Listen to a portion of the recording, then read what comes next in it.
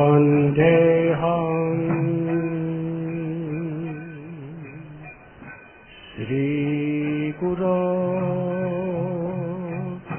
Sri Juta Padakamalam Sri Guru Vaishnavam Cha.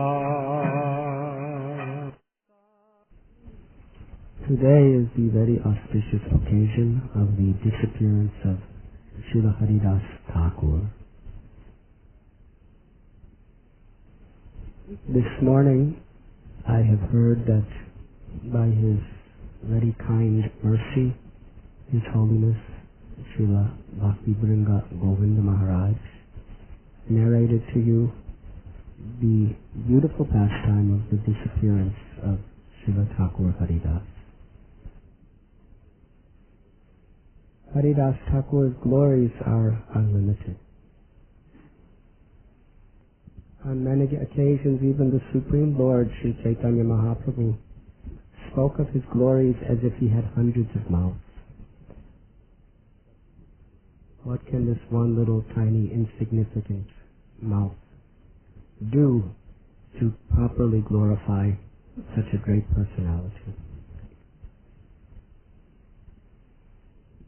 But as a bird tries to reach as high as he can into the unlimited sky, similarly for our own purification we will try to speak something of the wonderful topics of the life of Srila Haridas Thakur. In fact, it is described in the Shastra that one who attentively hears with a submissive heart the qualities of Haridas Thakur will very soon meet Lord Chaitanya personally and will achieve love for Krishna. My humble request, let us dive into this ocean of transcendental nectar. The story of Haridas Thakur's descent into this world is described in the Bhakti Ratnakar by Narahari Chakravarti, as well as by Bhakti Vinod Thakur in his Navadvip Mahatmya. There it is explained how at the time of Lord Krishna, Lord Brahma, wanting to see who this little cowherd boy is who killed Aghasura, he stole the cowherd boys and the calves from Krishna as he was taking prasad with him on bank of Jamuna. He put them in a state of mystic sleep. After 1 year he came back. He saw all the same boys and calves were still with Krishna playing. Because Krishna expanded himself to an identical form of each cowherd boy and each calf. So much so that even their own mothers could not tell that it was someone different. The only difference was that their mothers, their fathers, their friends, they loved their calf or their cowherd boy more than they ever loved it before. In fact, they experienced the same ecstasy as when they were seeing Krishna directly. When Lord Brahma came down, he saw there were all the calves and there were all the children with Krishna. Then he looked at the place where he hid them. They were still sleeping. Then he came back to Vrindavan and they were with Krishna. He was completely bewildered. How is this possible?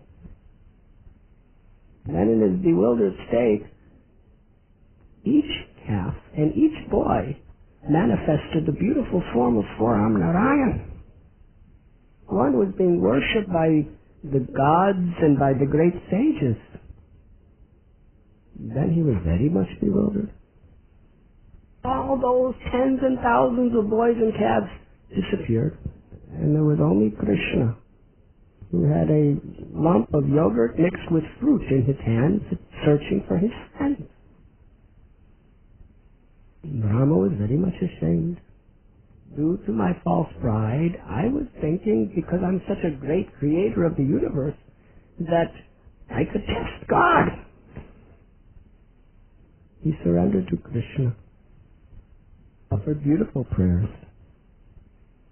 One of the things he said is, just like a lightning bug, a firefly, can give lots of light in the night,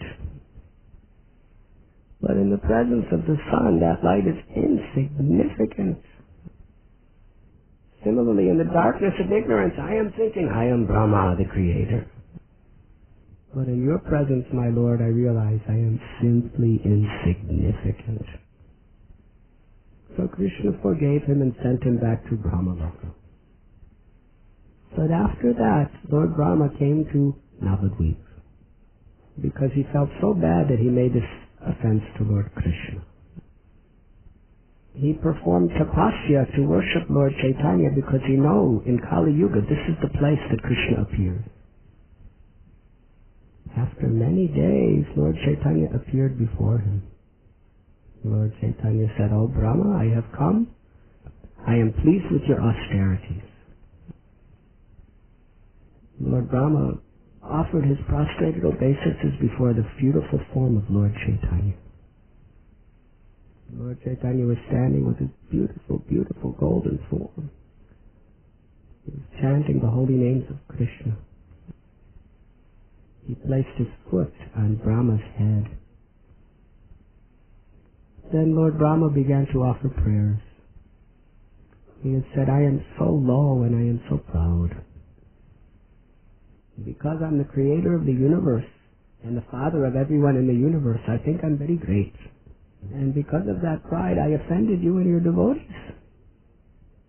If I was really fortunate, instead of being the creator of the universe, I would be a simple cowherd boy playing with you. This false pride is very, very dangerous. But in your future appearance as Lord Gauranga here in Navadvip, I do not want to make the mistake again.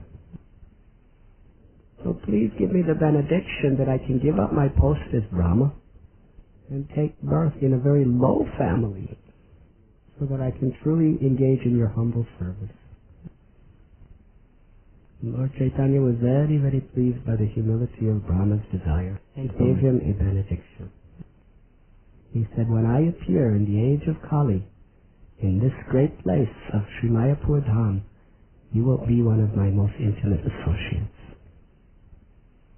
You will take birth in a family that is socially rejected as an outcast, untouchable family. And your name will be Srila Haridas Thakur. In this birth you will be constantly chanting the holy names. Minimum 300,000 names you will chant every day. And you will spread the glories of the Yuga Dharma, Harinam Sankirtan all over the world by your example. You will be a genuinely humble servant of the servant of my servants." Then he told Brahma, "I want to tell you a very secret. In the age of Kali, I am going to appear in the guise of my own devotee. And I am going to spread love of God through the Harinam Sankirtan movement. In order to understand Srimati Radharani's love, I, Lord Krishna, is going to appear with the love and the complexion of Srimati Radharani through the congregational chanting of the holy names to give that love to the whole world. This is a great secret. And because I am revealing this secret to you here, Lord Brahma, the name of this place will be called Antardvip, the place where the secret was revealed."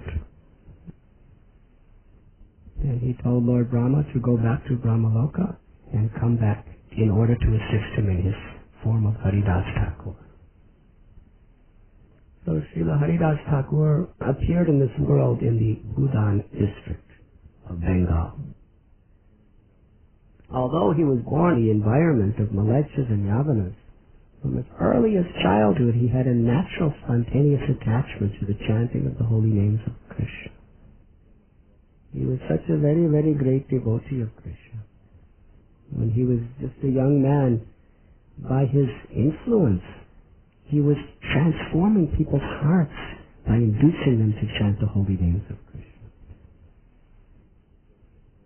It is described that at one time, when he was just a young man, he was living in an area near Medinapur. There he constructed a little thatched hut, and every day he would chant his 300,000 names of Krishna and worship Tulsi. By his influence, so many people were coming and taking shelter of his lotus feet. But it is the nature of this world that when one becomes very prominent and effective in spreading Krishna consciousness, then envious people try to destroy you. There was a very wealthy landowner named Ramchandra Khan. In those days, the title for a landowner was a zamindar. He was a Brahmin, and he could not tolerate that Haridas Thakur was getting so much fame and worship from others. His heart burned with envy. He committed himself to destroying Haridas Thakur's reputation. He called the most beautiful of the prostitutes of that area to meet with him. He told them his plan. He personally selected the most beautiful of all the young ladies, who was expert at inducing men toward sexual attractions. She said, "No problem. I will go there, and I will certainly make him fall prey to my beauty." Ramchandra Khan was ready to send his military police with her. She said, "Let me be alone the first night and enjoy union with him, and then the next night you can arrest him with your police." So she went, and she came just in the evening when it was becoming dark. She bowed down before Tulsi. She bowed down before Haridas Thakur. Haridas was chanting. And then she began to make various poses with her body that would bewilder even the greatest philosophers. And she spoke. She said, "Oh, my dear Thakur, you are such a young and handsome man, and I am such a beautiful young woman, and my heart is burning with attraction for you. I have come here for only one purpose, to surrender to you. You are such a great devotee.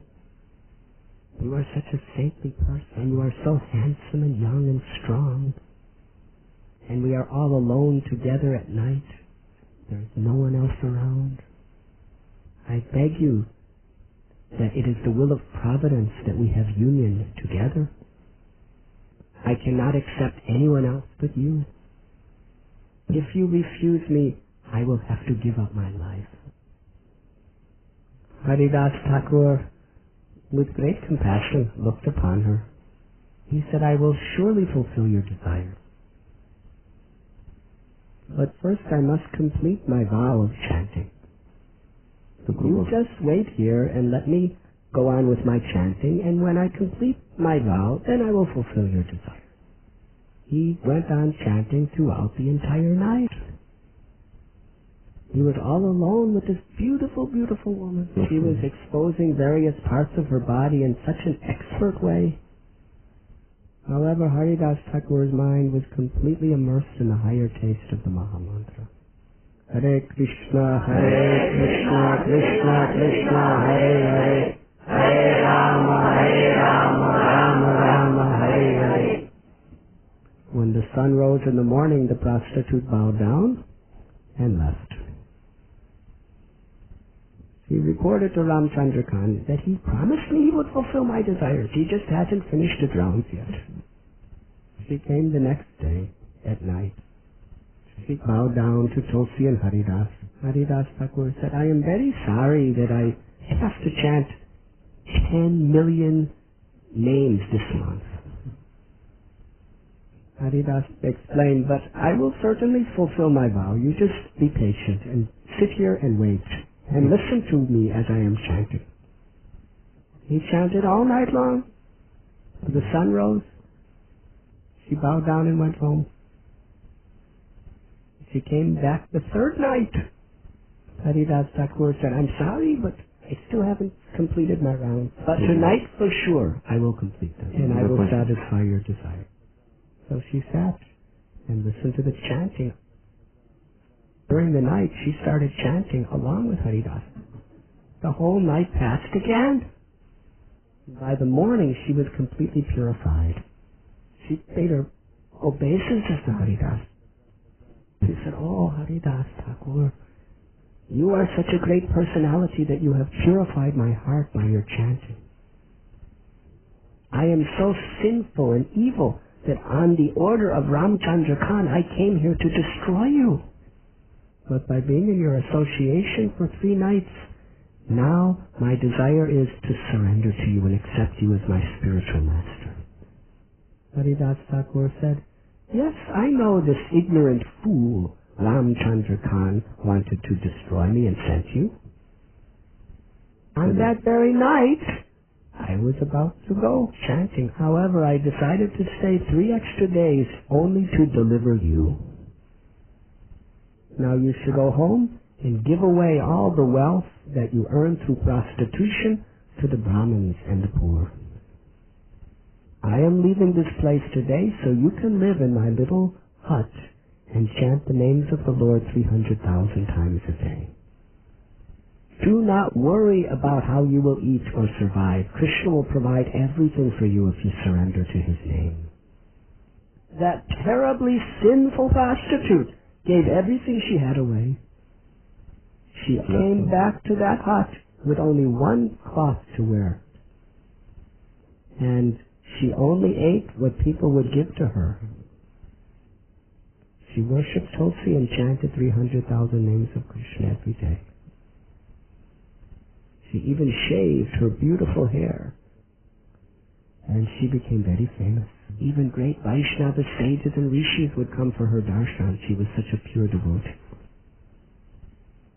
Through this process, she made Haridas Thakur even millions of times more popular and glorious.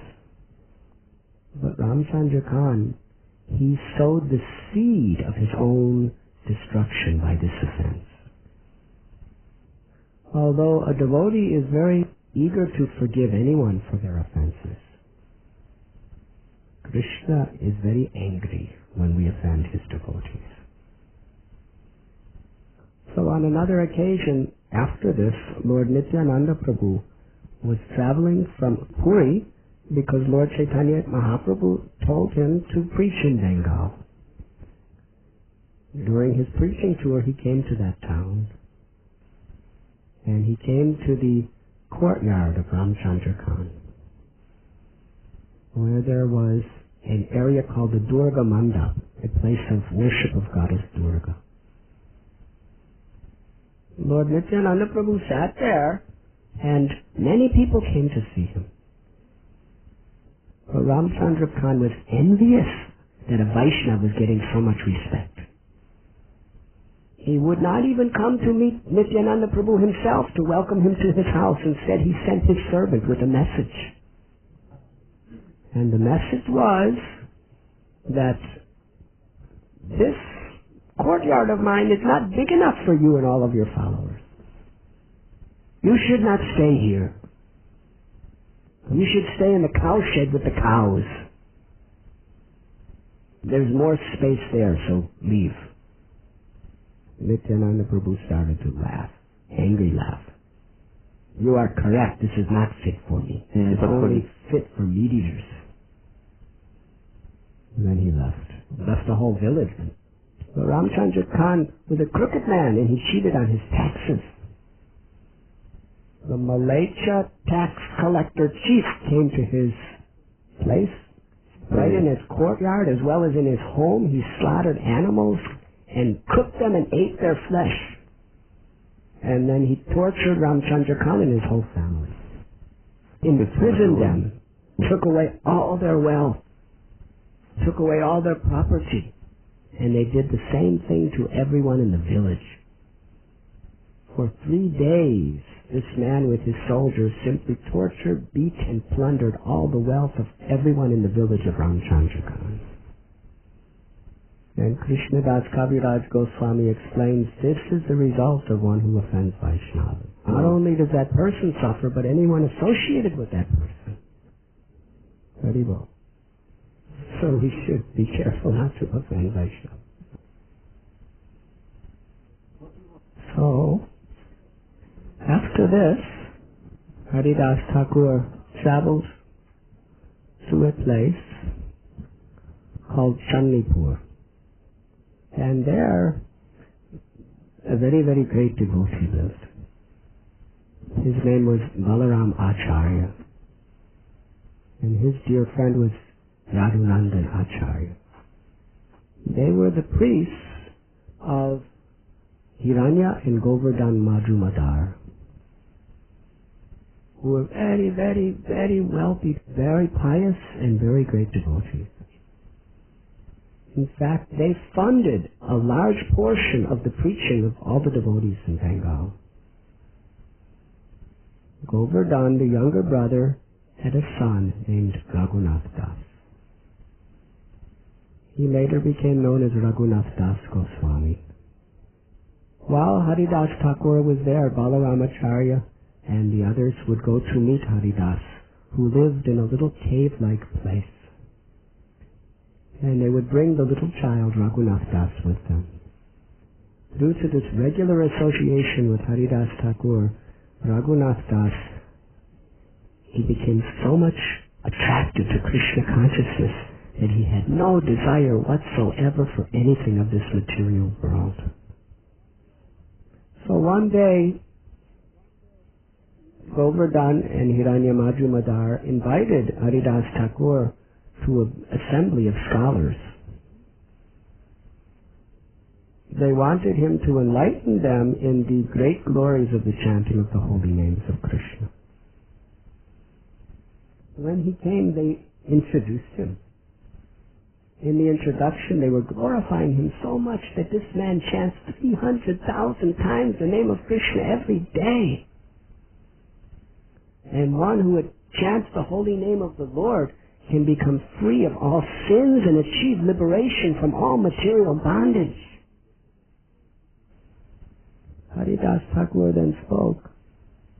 He said, these two goals that you are talking about are not the real purpose of chanting the holy names. To be free of sins and to achieve liberation from material bondage are not very important. The real goal of chanting the holy name of Krishna is to achieve pure, unmotivated, unalloyed love for Krishna. Then he quoted a verse that just as before the sun rises, at the end of the night, all the darkness is dispelled. Similarly, even before we come to that stage of pure, offenseless chanting of the holy name, when we come close to the offenseless state of chanting of the holy names, then all our sins are removed and we achieve liberation from all material bondage. At that time, a very beautiful and learned scholar named Gopal Chakravarti became furious with Haridas Thakur's statement. He stood up and started shouting, "What nonsense are you talking? You are blaspheming the liberated state of mukti. Only after millions and millions of births can one achieve liberation from material bondage. And you are saying that it's just a simple byproduct of the chanting of the holy names? If one cannot achieve such a byproduct through the chanting of the holy names of the Lord, then I will personally cut off your nose, Haridas." Haridas said, "Why are you saying like this? I'm only repeating what's in the scriptures." According to the Shastra, compared to the ocean of pleasure that one derives from the ecstasy of love of Krishna, the pleasure derived from impersonal liberation is like the amount of water contained in the hoofprint of a calf. And then Haridas said, if one cannot achieve love of God by chanting, and if that love of God is not so much superior to impersonal liberation, then I will cut off my own nose.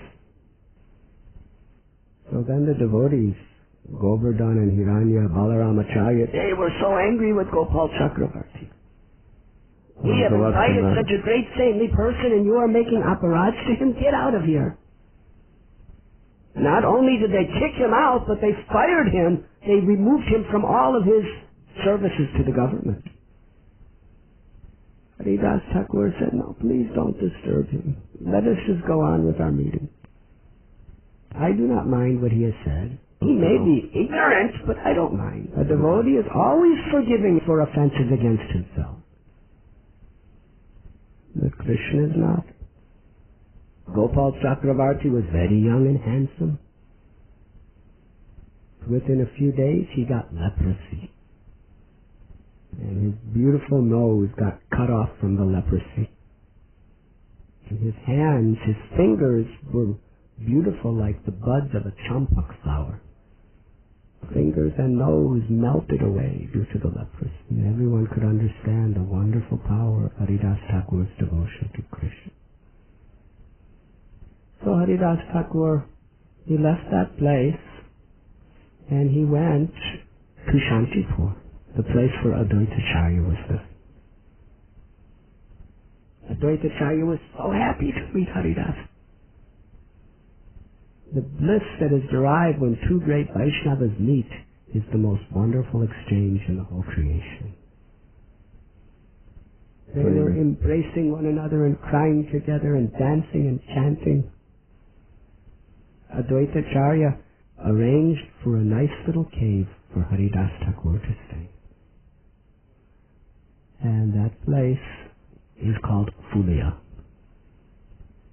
There are many, many wonderful pastimes that Haridas Thakur manifested in Fulia ground. But one more pastime that just before he came to Fulia, he was living in a cave. Many saintly people would come to meet him.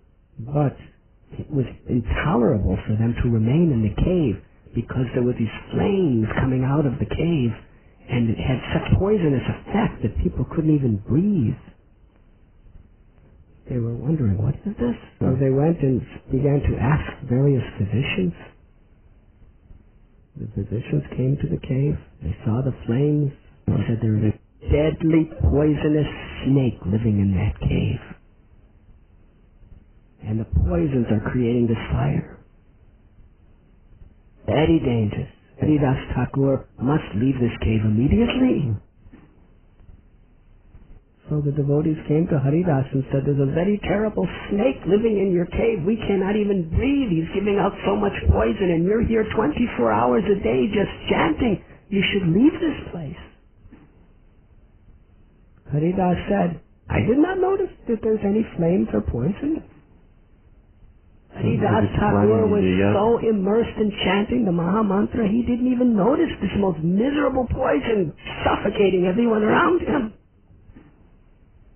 But if you are disturbed to come here, then I say on this very evening that if the snake is not gone by tomorrow, I will leave the cave and go to another place. At that very moment, the snake came out of his hole. Huge serpent. He was black, white, and yellow in color. And he had a big jewel on his head. And there was fire coming out of that jewel and effulgence. He looked so terrible and dangerous that all the Brahmins and devotees were struck with fear. That serpent crawled past Haridas, past all the Brahmins, and out of the cave into the evening twilight, never to return. Immediately after he left, all the flames disappeared and everyone could breathe very nicely. Because Krishna, in the heart of that serpent, wanted to show that even a serpent honors and respects such a great acharya as Haridas Thakur. So while Haridas was living in Fulia, he was chanting very loudly, Hare Krishna. And so many people were becoming devotees by hearing his chanting and seeing his example.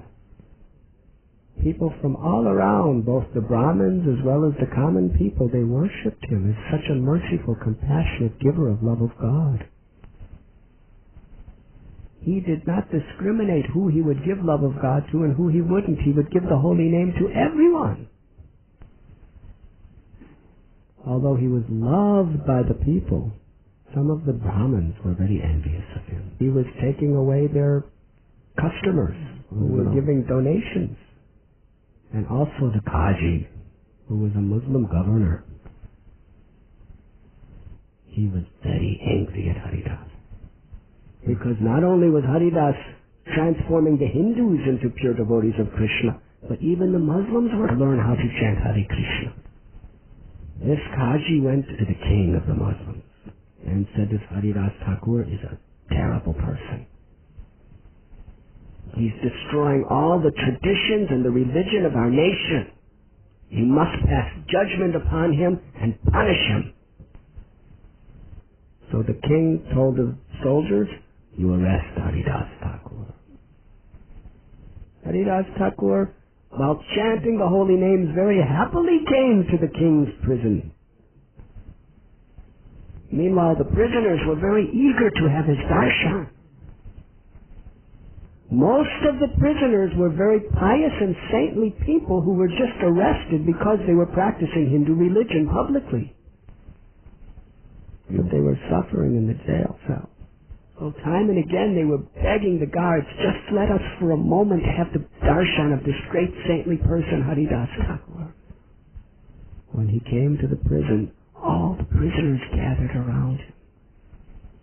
They bowed so humbly at his lotus feet. With eyes full of love, they looked at the beautiful form of Haridas.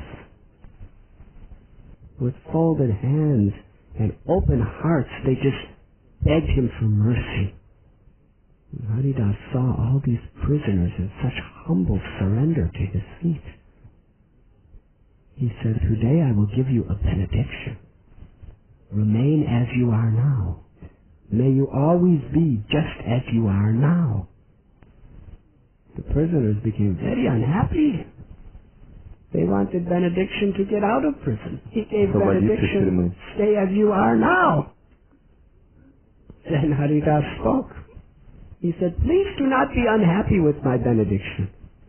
It is a very good benediction. What is your situation now? You are completely fixed in humility, devotion, and surrender to the Lord. You are completely receptive to the chanting the holy names of the Lord. You are without any pride or prestige. This is the perfection of life. This is how we attain love of Krishna. Therefore, my benediction is you always remain so humble, so surrendered, so submissive, and so fixed in the chanting of God's name as you are now. Do not become attached to material sense gratification. Do not become attached to people who are too much attached to sense gratification. Associate with sincere devotees and chant Harinam. And within 2 or 3 days you will be released from this prison. The prisoners were very happy. Then Haridas Thakur walked into the chambers of the king of the militia. When the Qaji and the other guards saw Haridas, they were struck by his incredible beauty. They spoke. Haridas, you were born in a very high-class Muslim family. Why are you such a fool that you are engaging in the low-class, untouchable activities of a Hindu? What benefits do you think you will gain by giving up your own sacred religion to follow another low-class religion? When Haridas heard this, he began to laugh very loud.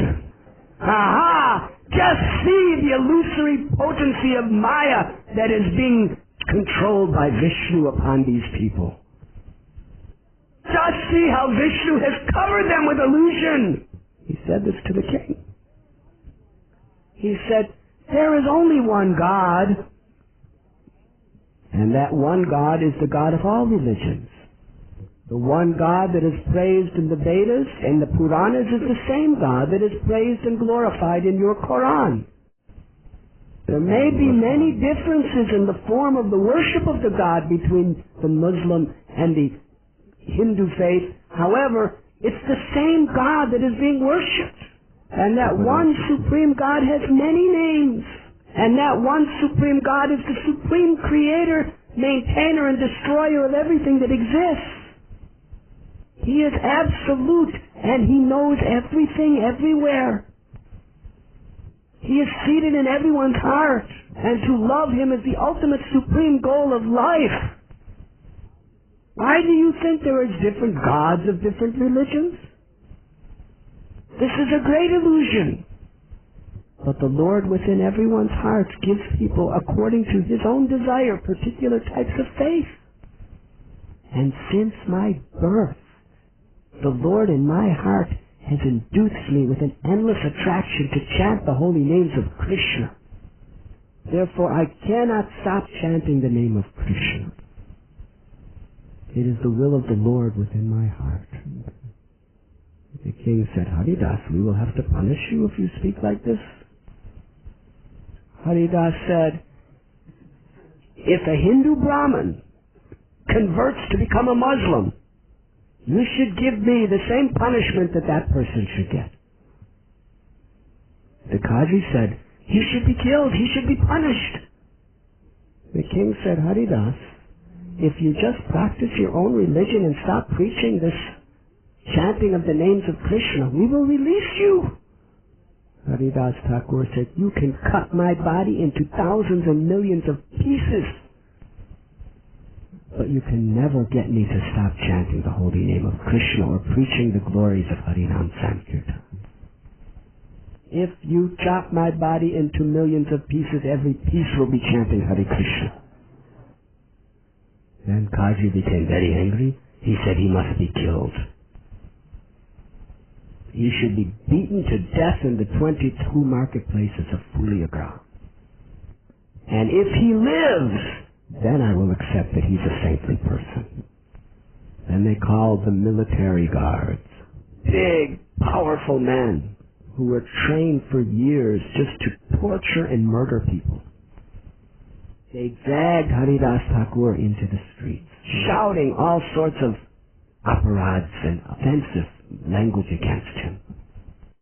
They began to beat him and beat him with sticks. Soon there was a crowd of people around. The people of the town could not tolerate what they were seeing. Some of them jumped to fight with these guards. They were not successful. Others fell at the feet of these guards, begging, crying, please stop hitting this man. He's an innocent person. What has he done? Others were crying out for a saintly person like this to be treated in such a cruel way, our whole village will be destroyed. The townspeople were crying, weeping, and pleading, please do not hurt him. But they continued to brutally beat him and beat him and beat him. Thoroughly beat him in one marketplace. Then they cruelly dragged him to the next marketplace and beat him again. They cruelly dragged him to the next marketplace and beat him, shouting, beating. Terrible scene. But through it all, Haridas Thakur was very compassionately looking upon them and never stopped chanting the holy names. Hare Krishna, Krishna Krishna, Hare Hare. Hare Rama, Rama Rama, Hare Hare. They beat him all day long. At the end of the 22nd marketplace, their arms were so exhausted they could not even beat him anymore. They did not know what to do. They said, Haridas, no one has ever lived beyond 2 to 3 marketplaces of being beaten. We have beat you with all of our strength in all 22 marketplaces and you are still living. You never even showed signs of pain. In fact, the only pain that was in your eyes was it looked like you felt sorry for us. because we are unable to kill you, therefore the Kazi is going to have us killed. Haridas Thakur said to them that all my being alive will be a disturbance to your life. You just watch and see how I end my own life. Then Haridas lay down and entered into a state of samadhi. No pulse, no breath, no beat in his heart. He was physically dead. The guards picked him up and threw him at the door of the king's palace. The king and the Kazi were very happy he is dead. So the king said, now you should bury him. The Kazi said, no, he should not be buried. Muslims are buried. If he's married, he will attain paradise. He should be thrown into the river, and there he will have to suffer hellish existence eternally. So they went to pick him up to throw him in the river. But his body was heavy like a mountain. However many people tried to pick him up, he could not be lifted, and this was a great wonder. Then he assumed his normal weight. And like a piece of garbage, they just threw him in the river Ganges. So Haridas floated in the Ganga for some time, going up and down due to the waves. Then he came to his external consciousness. He came out of the Ganga. He started loudly chanting the Hare Krishna Maha Mantra. Hare Krishna, Hare Krishna, Krishna Krishna, Hare Hare, Hare Rama, Rama Rama, Hare Hare. He went right into the town of Fulia. There the king and the Kazi and the guards who beat him saw him. He was very happy. He was dancing in ecstasy, chanting Hare Krishna. The king fell at his lotus feet, begged, please, now I understand that you are truly a saintly person. Please forgive me. Then the Kazi and all the guards, they all fell at his feet and surrendered to him and begged for forgiveness. Haridas Thakur forgave them, and he just went on loudly chanting.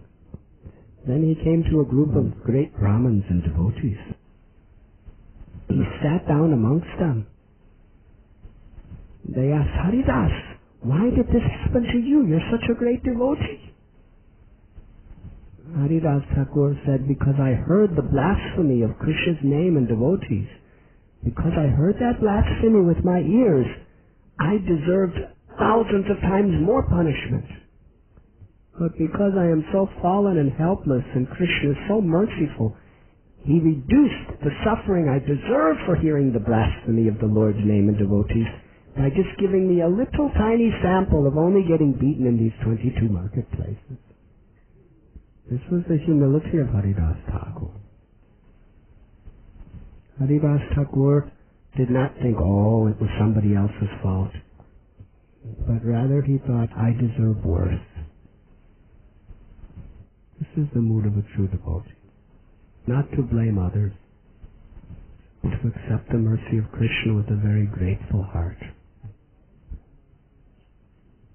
So on another time when Haridas was living in Fulia, there was a snake bite physician.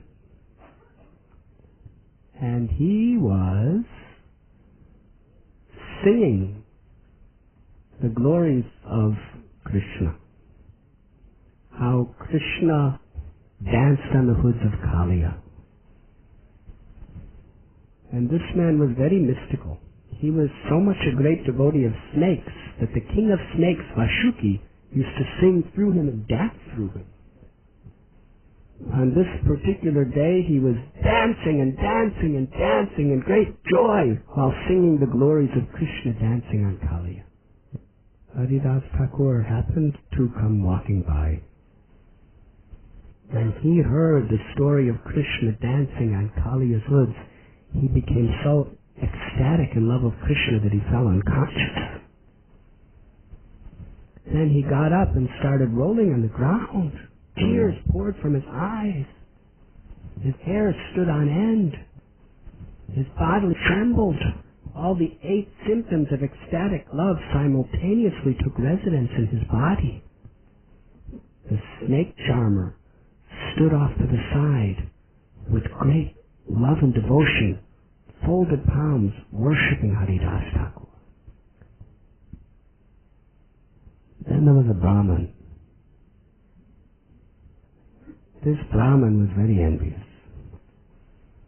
He was thinking in his heart, I am a Brahmin. I'm learned in the Shastra. I'm a great soul. And this man is a low-class, outcast, untouchable. And just because he falls in the ground, everybody's thinking he's so great.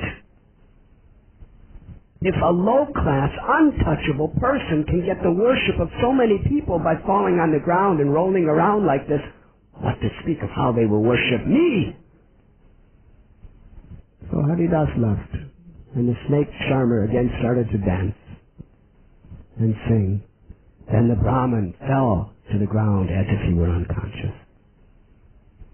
Immediately the snake charmer grabbed this Brahmin by the neck, picked up a stick and started beating him and beating him, and he kept beating him and beating him, beat him again till his whole body was beaten, crying for help. But he could not escape. He continued to beat him. Finally, the Brahmin got away and ran. Then the snake charmer started singing and dancing. People were very confused. They asked him, what have you done? Why, when Haridas fell down, you were worshipping him, and when this Brahmin fell down, you beat him. At that time, Vashuki, the king of the serpents, spoke through his mouth.